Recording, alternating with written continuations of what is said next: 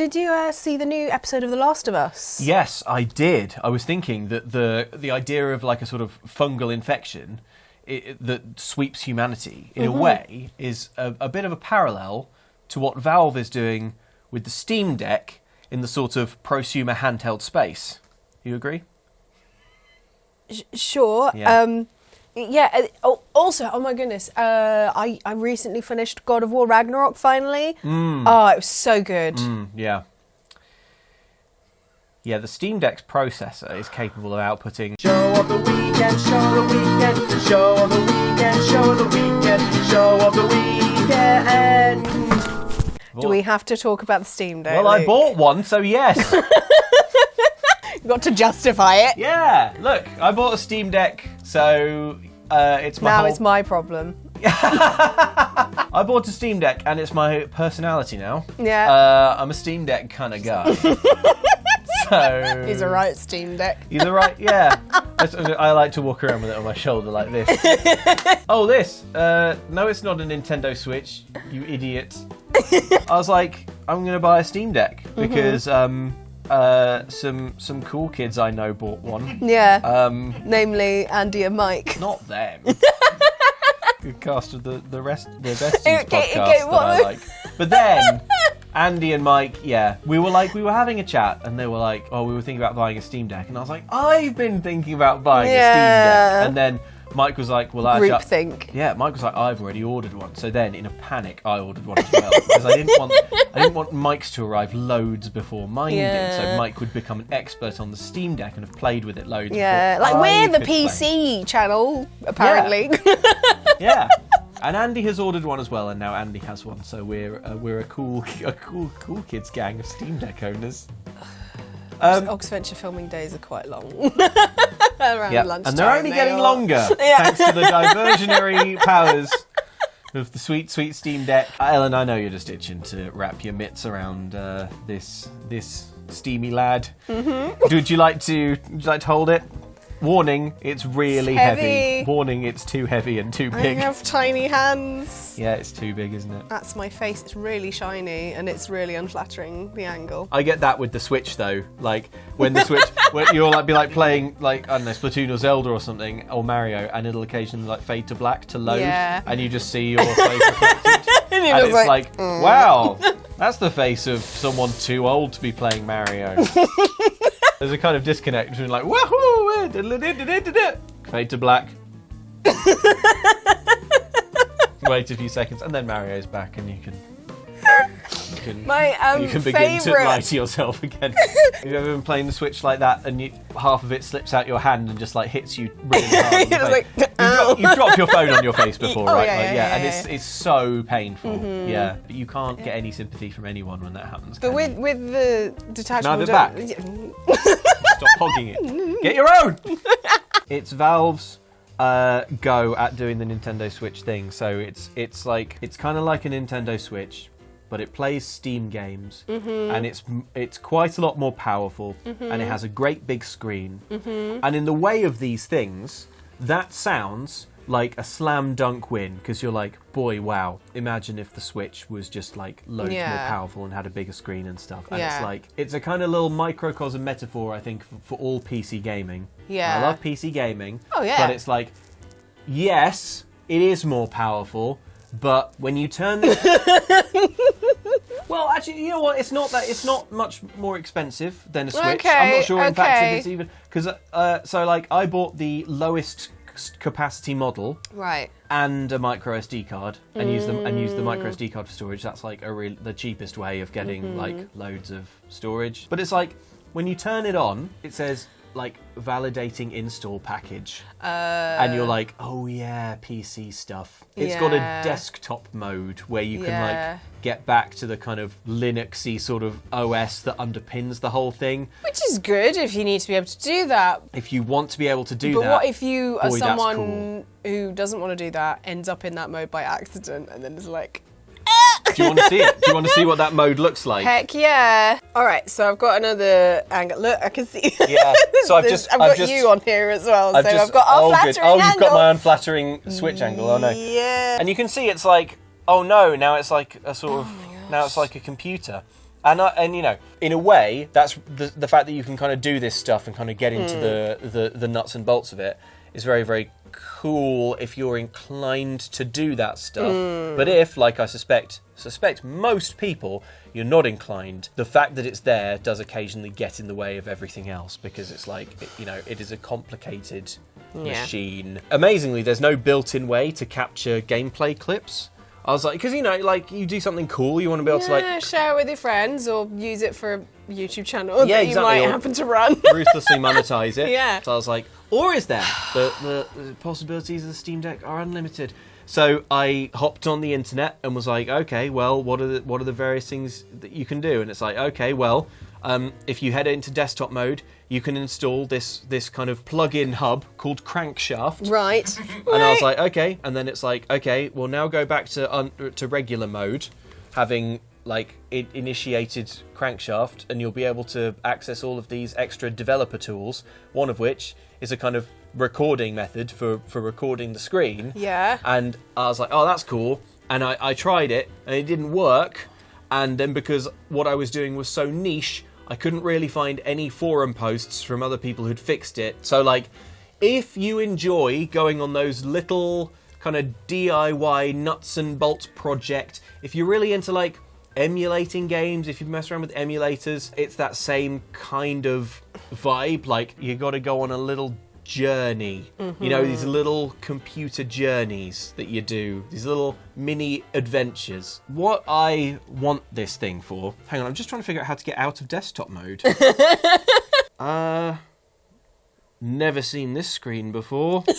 It's so cool because I can play Steam games on it and they look great. And what I wanted to buy it for was because I feel like I have completely failed over the last few years to keep up with like non-AAA, non-big publisher titles. Yes. I feel like most of the exciting games, when you look at like Game of the Year lists for the last few years, there's like a few AAA games in there. But there's a lot of like hidden gems. Yeah, it's a great time for hidden gems, and they mostly begin life on Steam. And I was like, I'm sick of missing out. So I installed I've basically been installing a bunch of indie games that the Steam reviews say are good or that seem cool. I'm playing through Tunic, the one with the fox. Tunic's so good. Streamed a bit of that. That was really fun. Yeah, I think I'm kind of like halfway through or a little bit more than that through. Yeah.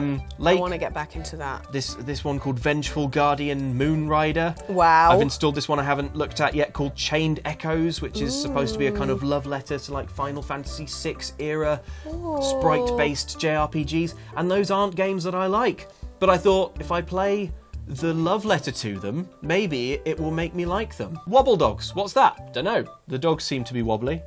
And as well as that, like big games on this do run great. Like I kind of played.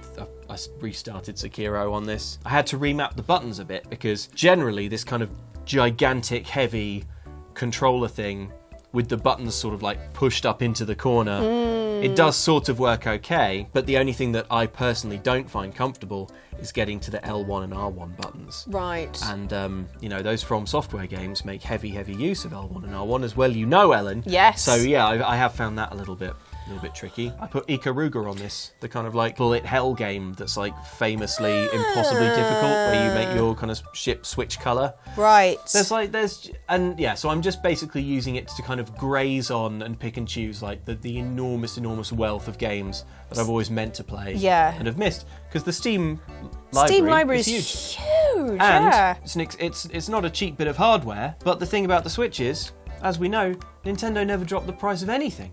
They're like, hey, you want to buy Mario Kart 8? Well, it's still £50 or whatever. Yeah. You're like, still? After our Fire Emblem quiz, some folks were like, oh my goodness, actually, I still think that this looks good, but Three Houses is the best one, and that's the one that people should jump in on. So I was like, you know what, maybe I should. And then I went, and it was £44 still. £44? Even as the next one comes out. Yeah, and even second hand. I tried to do the second hand thing. You'd think you'd drop the price of it to get more people in to play the new one. Yeah, there's honestly been so many games that I've bought on Steam just because it's like, it's £5 this week. Again, this is just a little example because I don't want to get into like everything about it that I've observed. When you're playing a game, and you're like, well, that game was a great time. I'm going to start playing a new game now. And you open the new game, it's like, hey, you've already got a game running. It's going to kill your battery if you have 2 games at once. And I'm like, Yeah. I obviously don't want 2 games at once. Are you going to... I assumed you would Close close the the first other one. game? But no. So like PC, You have have to to go quit in, out. quit out, quit to main menu, then quit to desktop None when of you're your done. quick resume. Well, the Switch would just be like, oh yeah, I'll close that for you, and then Yeah. I'll open the next one. So Yeah. on this, you can have 2 games running simultaneously, Yeah. which is cool. But do you want that? Destroys your battery, yeah. Probably not. It's weird. I really like it.